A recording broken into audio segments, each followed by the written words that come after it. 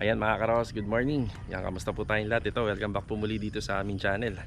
So sa mga hindi pa nakakapag-subscribe, please subscribe nyo na yan and click nyo na rin po yung notification bell button. So meron tayong ita-turn over dito sa Lumina Homes Phase 6, isang Athena na meron po siyang 4 bedroom, may TNB, dining area, kitchen space, tsaka may garage. So papakita ko po sa inyo kung paano po namin pinagkasya yung 4 na bedroom dito dahil meron 3 sa taas, meron din po sa baba. Ito nga po pala ay merong minimum lot area na 63 square meter at meron naman po siyang floor area na 54. Bali end lot corner po siya. So yung pinaka-length ng bahay nito is 5 meters kumpara po sa ibang mga bahay dito sa Lumina na 4 meters lang. So sa mga nag-aabang po kung magkano yung price range, ito na, tapusin nyo yung video na to at bibigyan ko kayo ng complete details sa mga ginawa namin dito. Ayan, let's go. Enjoy watching po. Tara.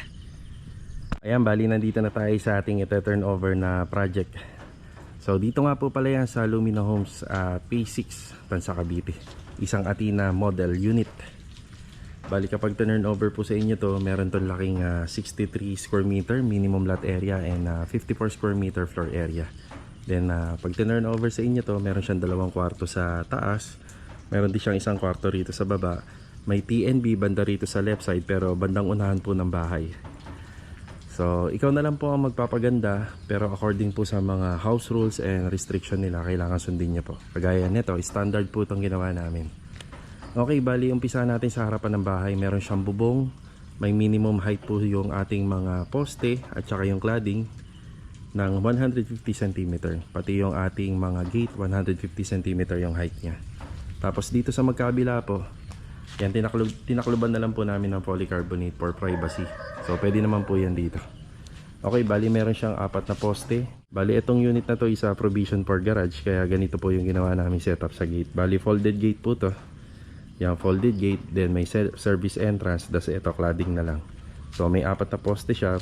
Bawat poste meron po naka-install na tiles at ilaw. So yung ilaw na ginamit namin dito, yung dalawahan yung bombilya sa taas at saka sa baba. Sa taas, daylight, warm light naman po rito sa baba. Ayan, house number dito banda. Tapos dito naman meron po siyang mailbox. Ayan, bali yung ginawa po namin sa gate is sa tubular. Ayan, tubular po siya na 2x2 framing. Combination po ng 1x1, yun nasa taas niya. Pagdating naman po dito, yan po is yung hardy board na tinatawag. So hardy planks or hardy board na tinatawag. Then pininturahan po namin ang kasing kulay po ng ating wall facade na maroon. Then ang method ng pintura nito is varnish. So nakasanding sealer siya, then clear glass lacquer yung finish para syempre matibay po siya sa init at ulan. Ganun din po sa mga poste. Ang pinintura naman natin dyan is yung color scheme ni Lumina, yung kulay beige. Dito nga po pala may mga ginawa din po tayo dito aside pa sa mga renovation, yung repair and maintenance. Pagdating po dyan sa wall na yan hanggang taas, pina-3 coats po natin yan ng acrylic emulsion. Pinaputol din natin yung puno, pinapalitadahan po natin yung dun banda kasi nagkaroon ng leak problem po dyan. Tapos yung ating outside wall dito sa may fence area, pinturado po siya ng ating flexiband. So pagdating dito, nagdagdag kami ng buhos, tapos naglagay kami ng manhole. Then ito banda, meron po siyang ano rito. Ayan. Bali may floor drainage po yan dito. May floor drain. Hindi ko lang matanggal ng kamay ko pero mapapakinabangan po ito. Itong floor drain na to. Yan, tatanggalin na lang natin. May ano pa kasi yan eh, may strainer po yan sa loob. So ang purpose niya kasi nagtutubig dito para diretso yung tubig. Okay, bali start na tayo rito. Yan, pasok tayo sa loob. Habang nagpa-final shoot tayo rito, ayun yung sitwasyon natin, umuulan. Okay, simulan natin. So dito muna tayo sa bubong. Okay, yung bubong na ginamit dito is sa PVC roofing. Dito kasi sa Lumina Phase 6, mahigpit pong pinagbabawal na gumamit ng yero sa bubong. So pero yung mga ano nito, yung mga flashing nito at saka yung gutter, syempre gawa sa yero yan. Wala naman pong flashing at saka gutter na gawa sa PVC roofing. Tapos industrial finish po yung finish niya. Meron po siyang heat insulation, gamit po yung fiber cement board. So common na brand name nito is Hardiflex, pero yung ginamit namin dito Shera board, yung 1/4. Tapos makikita nyo dyan, pinturado po siya ng primer, kaya malinis po. pulido at malinis tingnan. Tapos sa metal trusses naman, made of tubulars. Meron na siyang sampayan dito. Yan, makikita natin. 1x3. Tapos yung pinag-install lang po natin ng mga ilaw isa 1x2. Tapos nakasalpak po dyan yung electrical niya na naka-flexible po sa loob. Yan, minimalist lang yung ginamit namin ilaw rito.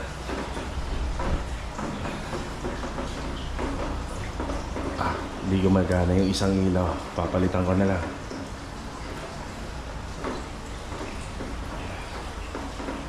So ito pundido lang yung isa. Papalitan na lang natin. Tapos dito naglagay pa ako ng dalawang hanger.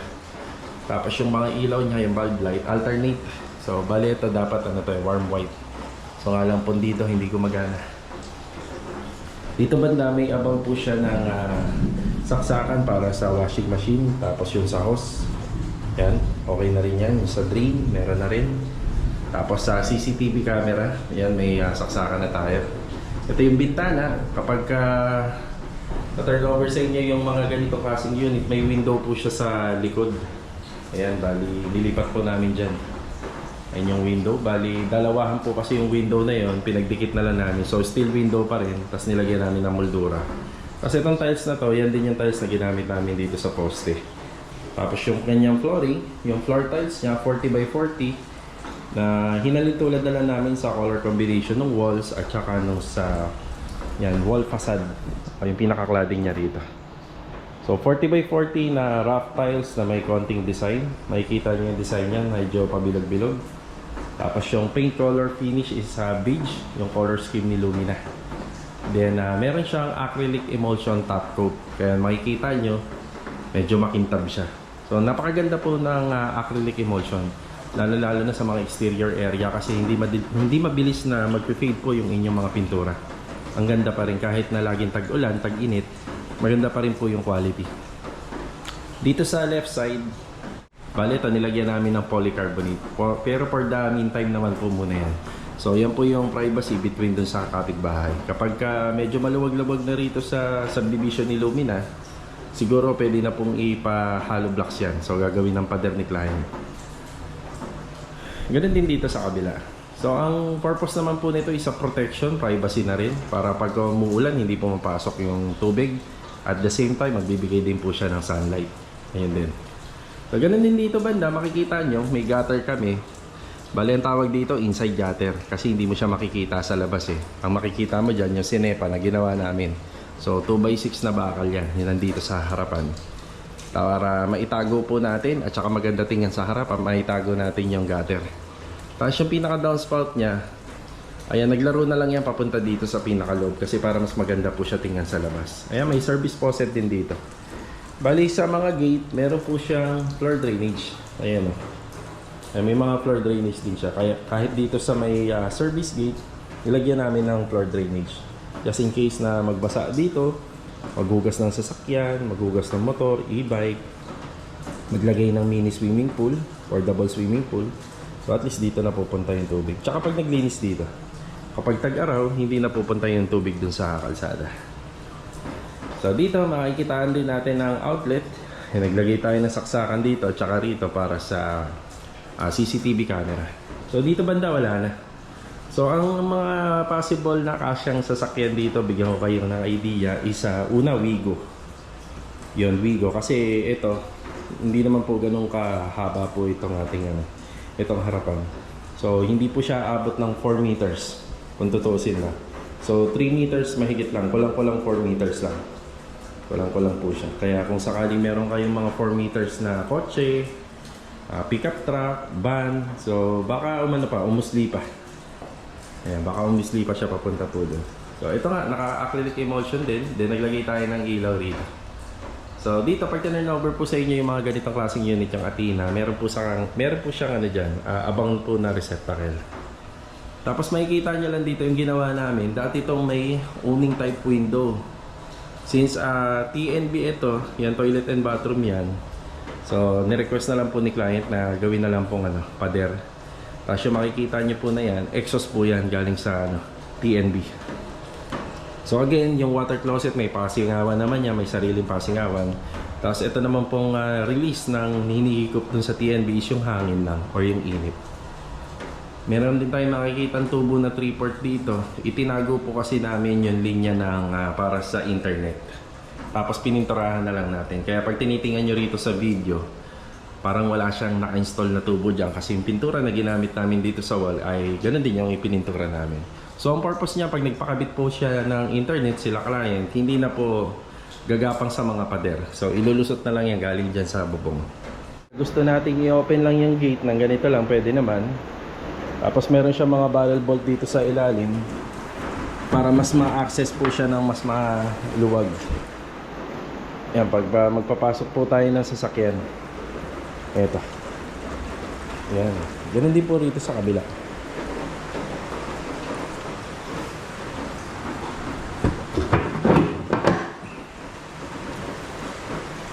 Ayan. So magpapasok tayo ng sasakyan, ayan, ganyan po siya. Kaya medyo umuulan lang. Ang kailangan nating tiyagain para mabuo natin itong vlog. Ayan.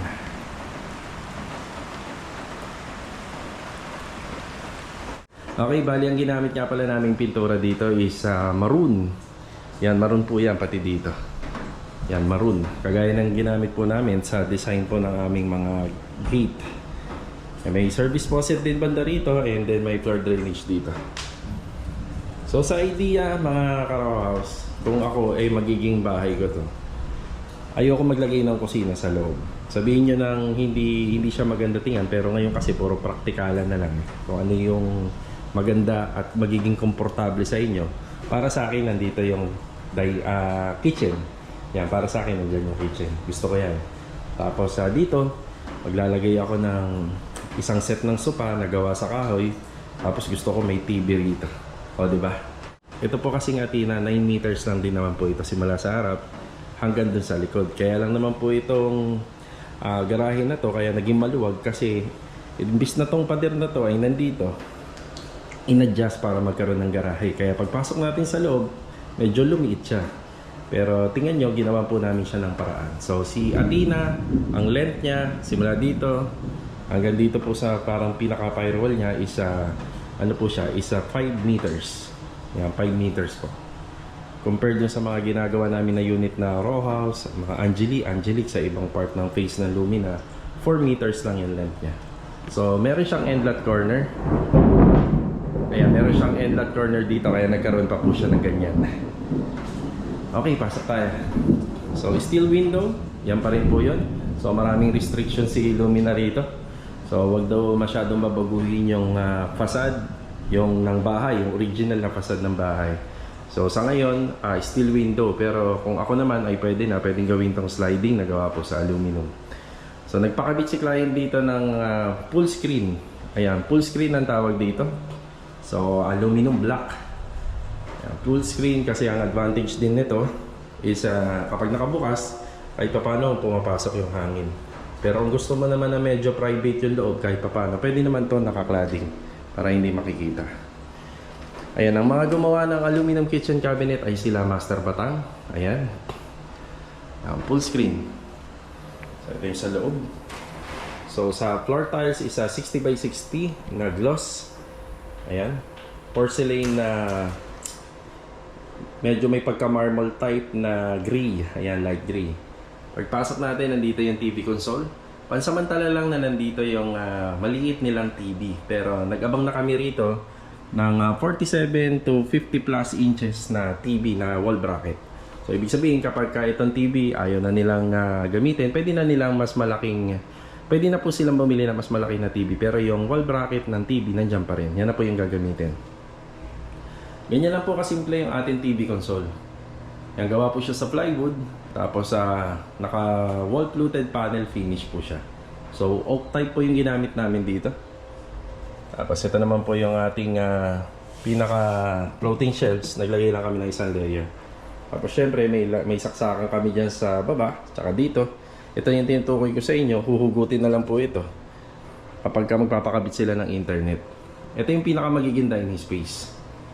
Yan, dining space. May 4-seater sila. Yung 6-seaters dito alanganin na kasi lalagpas na yan dito eh. Tapos meron silang French type wall mirror. Bali isa-isa lang po yan. Yung kinabit po isa-isa. Meron nga lang siyang hindi pa namin tinatanggal. Yung parang pinaka-sticker niya. Yan, baka kila client na lang po yan. Yan, pailaw natin dito, nakakornisa. Tapos PVC panel. Yan, wood look yung ating PVC panel. Tapos may floating shelves tayo rito, 3 layer.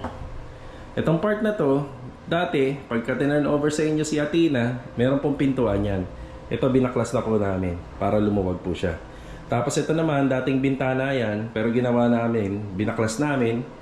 Pagka baklas, nagsilbi siyang bar counter. Yan, tapos meron siyang track light. Dito, naglagay po kami ng sofa. Ganyan lang muna, minimalist. Pero pag nandito na si client, sila na pong bahala. So again, yung mga makikita nyo pala rito mga parang furniture, yan kay client po yan. So hindi yan kasama ng part ng aming renovation, pati yung mga kortina. So kami na lang po yung naglagay. Pero sila na pong bahala kung papalitan po nila. Kasi nagdala sila ng mga curtain dito. Pero ang ginawa po namin, binagay na lang po namin. Electric fan, pwede po yan kahit saan. Diyan muna namin nilagay. So sa kitchen muna tayo. Itong part na to, ito yung part ng extension na ginawa namin hanggang dito sa may corner area. Ang renovation niya po pala namin dito is sa bungalow finish na naka long span roofing. Tapos yung mga ginamit po namin dito na PVC panel, ayan, halos hanggang dito po sa first floor pare-pareha. Ayan, hanggang sa kitchen area niya. So meron tayo yung exhaust fan dito, hindi naman mawawala yan pag may kitchen area. 4 na pin light. So sa mga pin light niya po pala, naglalaro yan sa tricolor. Ayan yung warm light niya, yan yung dim, at saka ito yung daylight. Tapos yung gumawa po ng ating screen door, sila Master Batang din po yung gumawa ng itong ating aluminum kitchen cabinet. Bali maraming pagpipilian ito kung gusto mong hindi nakikita yung loob, pwede naman, cladding type or yung parang modular type. Ito kasi malakas maka-social. Nakikita nga lang yung loob, pero ang lakas ng dating niya sa mata. So ayun, pag may mga gamit na nakikita. So depende sa inyo, marami namang klase ng pwedeng ilagay dito. So kay client na lang po yan, depende kay client. Ayan, bali powder coated white. Tapos yung pinaka-handle niya, pinaka-handle niya is black. Black kasi magre-reflect din po yan sa ating mga accessories sa kitchen. Ayan, may mga shelves siya. Maraming mailalagay. Yan. Tapos ito yung ating range hood. Siyempre yung mga exhaust pan natin tsaka range hood, yung hihigupin na hangin at singaw niyan, hindi naman po pupunta basta-basta sa kisame lang. Bali doon na po siya diretso sa hangin sa taas. Tapos ito yung ating cooktop. Sa bar counter at saka dito sa ating kitchen counter, ang ginamit po namin dyan is 60 by 60 na tiles. Meron din tayong pailaw dito sa overhead cabinet. Para syempre pag magluluto ka, hindi naman madilim, maghihiwa ka ng ating mga fruits and vegetables sa panluto na maliwanag. T5 bud light yung ginamit po namin dyan. Tapos 30 by 60 naman na ceramic tiles yung ginamit natin sa wall.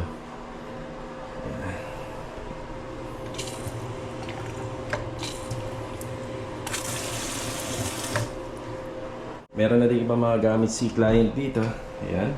Tapos dito may nahihila. Cutlery tray. Ilalim ng lababo. Ito medyo malaki-laki. Fire extinguisher. Yan, may mga gamit na si ma'am. Yan.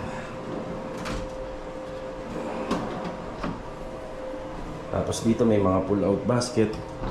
Nandun pala sa dulo yung pull-out condiments. Yung hinila ko kanina. Yan. Dito.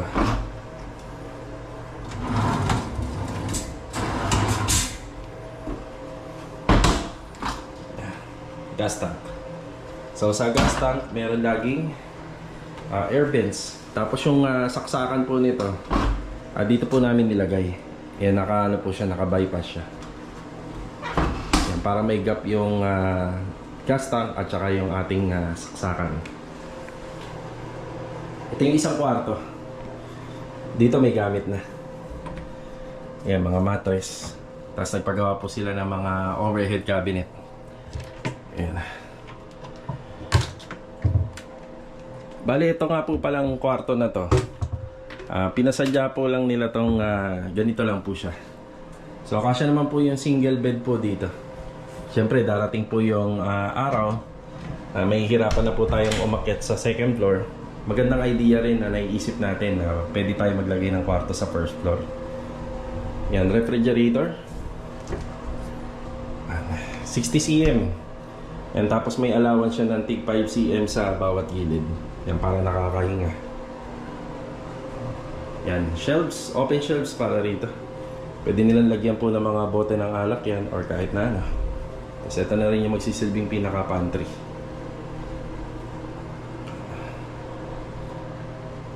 Toilet and bathroom. Yan, gawa po sa sliding to. Kung sino yung mga gumawa ng ating aluminum kitchen cabinet at saka itong screen door, yan, sila rin po yung gumawa nito. Yan, vanity hanging cabinet.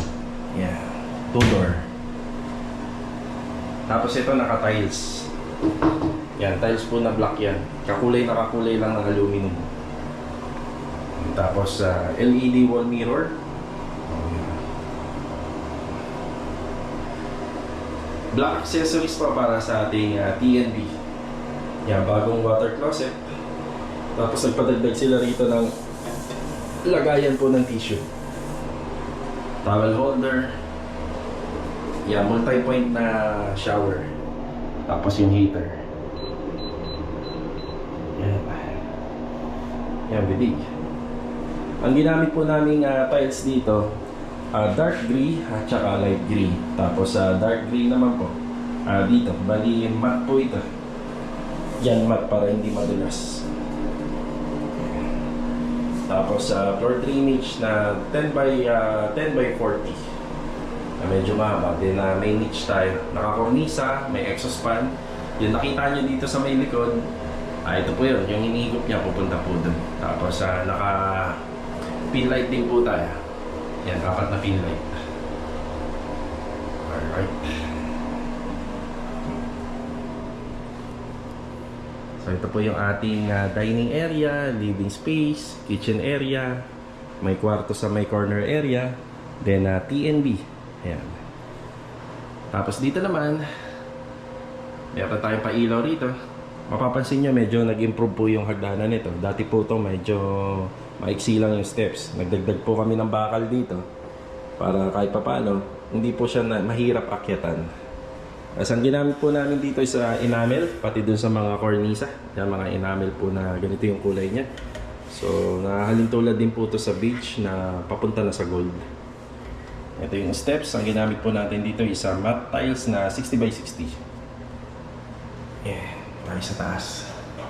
So papansin nyo lang din dito, ito pong unit na to ay dating 2 bedroom. Ginawa po natin na 3 bedroom, kaya total of 4 bedroom dito sa unit na ita-turnover natin. Tapos wala po dati ito. So naglagay tayo ng pa-hallway po rito, pero mapapansin nyo walang bintana. So ang paliwanag po namin ni client dyan noon, ito po kasi gusto niya pag pinalitan to, madali lang yung access. Tapos gusto niya maglagay ng altar dyan. So wala na pong window, may hallway pero walang window.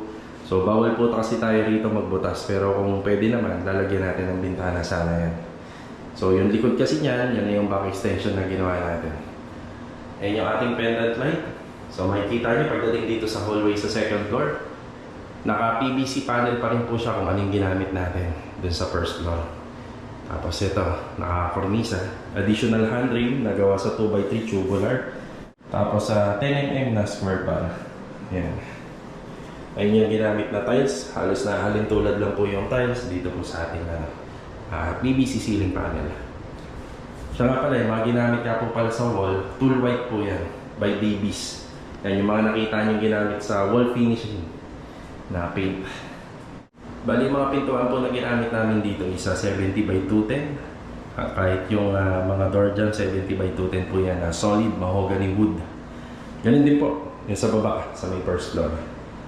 So ayan, varnish paint, natural varnish. Yan po yung ginawa dito. Ayan yung sa master's bedroom. Yan. First room. Dito sa first room, ang kakasya na lang po dito is single bed. Medyo maliit na lang. Pero pwede rin po nilang gamiting storage to. Itong part ng kwarto na to. So gusto lang po nilang pagkasyahin yung 3 kwarto. So dito, kasya naman po is single bed, bali 90 by 190 yan kasya. Tapos naka ano po siya, naka overhead cabinet. Yung mga ilalim nga po pala ng overhead cabinet na pinagawa nila, ayan meron po siyang sampayan dito. May hanger. Pero may adjustment na po yan kasi common po kasi sa mga hanger dapat nasa 40. So 30 cm na lang to. Pero yung iba dito nagawa namin ng 40. So yung 40, 40 cm kasi yung hanger na common na standard na nabibiling hanger is 40. So adjust na lang sila. Meron naman nabibiling mga maliliit na hanger. Dito naman sa second room, yan, medyo malaki-laki pa to. Kasya rito yung queen size or double na bed. Yan, na bed mattress. Yan.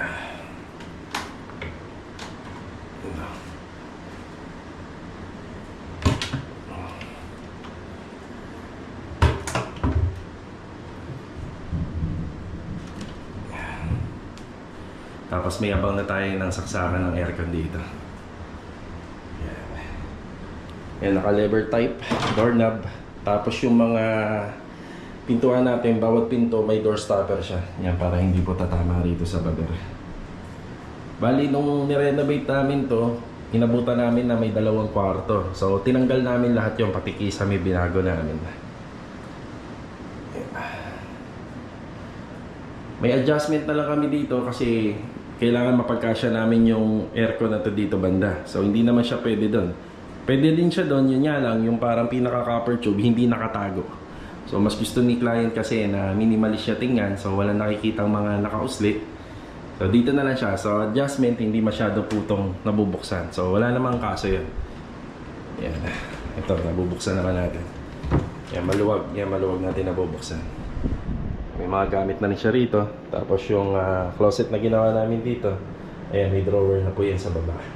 Tapos dito kasya ang queen size double na bed frame. Yan, mattress. So master's bedroom, may center light siya. Then yung pailaw niya, syempre kailangan mas maganda. Yan, may mga abang na rin ng saksakan dito at saka doon para sa computer table. Yan, binuksan ko muna yung aircon para kung sakali magkaroon ng problema, may report natin. Pero goods naman, ayos. Yan, okay na po tayo rito. Diba? Bali, ayan mga karawas, maraming salamat po muli sa pagbisita dito sa aming channel. Gusto ko nga lang po pala magpasalamat sa aming client owner, sa mag-asawa po si Sir Nelson and Ma'am G, at saka sa kanyang 3 butihing anak. Yan, God bless po. Maraming salamat po sa inyong tiwala dito sa pinarenovate yung bahay sa amin. Siyempre, maraming salamat din sa buong tropa kasi nakatapos na ulit tayo ng project. So, meron na naman tayong may papakitang sample sa ating mga viewers at saka sa ating mga future client. So, sa mga nag-aabang nga po pala kung magkano, so pinapa-private na lang po ni client. So, ganun naman po talaga. Hirap din po kasi dahil vlogger tayo, kailangan din natin sundin yung kanilang privacy. Pero bigyan ko kayo ng range. Price range nito yung ating full renovation dito simula umpisa hanggang matapos nasa 900. Yan, 900,000. Yeah, more than po yun, more than, kasi may mga nakita naman po kayong mga in-install pa ng aircon. So hindi na po pinapasabi yung pinaka total amount. So ayan, sana nabigyan ko kayo ng idea. O paano mga karaos, kita-kita na lang po for the next video. Ito, God bless. Paalam po muna.